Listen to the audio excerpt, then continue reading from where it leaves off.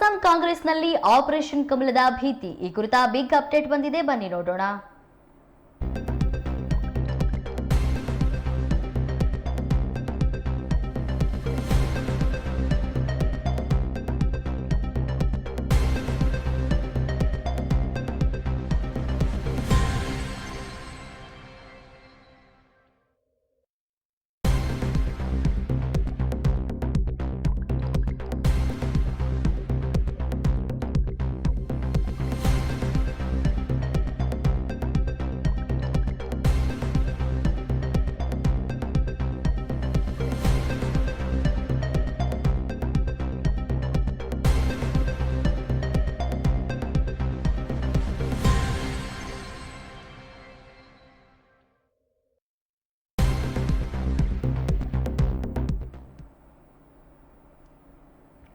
ಅಖಾಡಕ್ಕಿಳಿದಿದ್ದಾರೆ DK Shivakumar.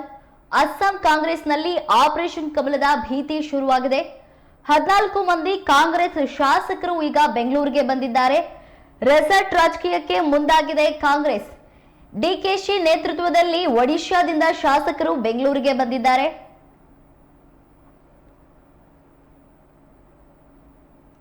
ರಾಜ್ಯ ಚುನಾವಣೆಗೂ ಮೊದಲೇ ಅಸ್ಸಾಂ ಕಾಂಗ್ರೆಸ್ನಲ್ಲಿ ಆಪರೇಷನ್ ಕಮಲದ ಭೀತಿ ಎದುರಾಗಿದ್ದು 14 ಮಂದಿ ಕಾಂಗ್ರೆಸ್ ಶಾಸಕರು ಬೆಂಗಳೂರಿಗೆ ಬಂದಿದ್ದಾರೆ.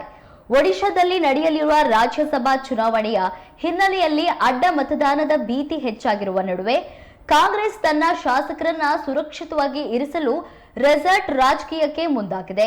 ಈ ಹಿನ್ನೆಲೆ ಡಿಸಿಎಂ ಡಿಕೆ ಶಿವಕುಮಾರ್ ನೇತೃತ್ವದಲ್ಲಿ ಒಡಿಶಾದ ಕಾಂಗ್ರೆಸ್ ಶಾಸಕರನ್ನ ಬೆಂಗಳೂರಿಗೆ ಕರೆಸಿಕೊಳ್ಳಲಾಗಿದೆ. ಗುರುವಾರ ರಾತ್ರಿ ಭುವನೇಶ್ವರದಿಂದ ಇಂಡಿಗೋ ವಿಮಾನದ ಮೂಲಕ ಒಡಿಶಾದ ಕಾಂಗ್ರೆಸ್ ಶಾಸಕರು ಮತ್ತು ನಾಯಕರು ಬೆಂಗಳೂರಿಗೆ ಆಗಮಿಸಿದರು.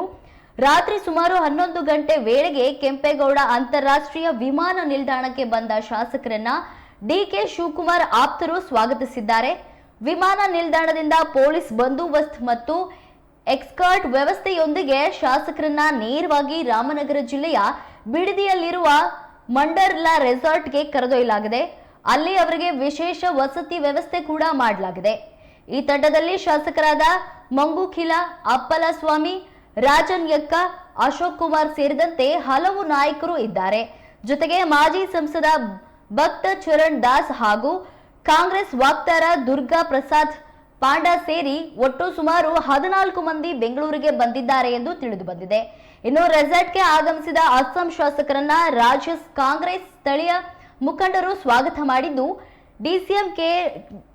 ಡಿಸಿಎಂ ಡಿಕೆ ಶಿವಕುಮಾರ್ ಅವರು ಅಸ್ಸಾಂ ಕಾಂಗ್ರೆಸ್ನ ವಿಪಕ್ಷಕರಾಗಿರುವ ಕಾರಣ ಶಾಸಕರು ಬಿಡದಿಗೆ ಆಗಮಿಸಿದ್ದಾರೆ. ಶಾಸಕರು ತಂಗಿರುವ ರೆಸಾರ್ಟ್ ಸುತ್ತಲೂ ಬಿಗಿ ಪೊಲೀಸ್ ಭದ್ರತೆ ಕಲ್ಪಿಸಲಾಗಿದೆ. ಇನ್ನು ಒಡಿಶಾದಲ್ಲಿ ನಡೆಯಲಿರುವ ರಾಜ್ಯಸಭಾ ಚುನಾವಣೆಯಲ್ಲಿ ಅಡ್ಡ ಮತದಾನ ನಡೆಯುವ ಸಾಧ್ಯತೆ ಹಿನ್ನೆಲೆಯಲ್ಲಿ ಈ ಕ್ರಮ ಕೈಗೊಳ್ಳಲಾಗಿದೆ ಎಂದು ಕಾಂಗ್ರೆಸ್ ಮೂಲಗಳು ತಿಳಿಸಿವೆ. ಬಿಜೆಪಿಯ ಆಪರೇಷನ್ ಕಮಲ ಪ್ರಯತ್ನವನ್ನ ನಡೆಸಲು ಈ ತಂತ್ರ ರೂಪಿಸಲಾಗಿದೆ.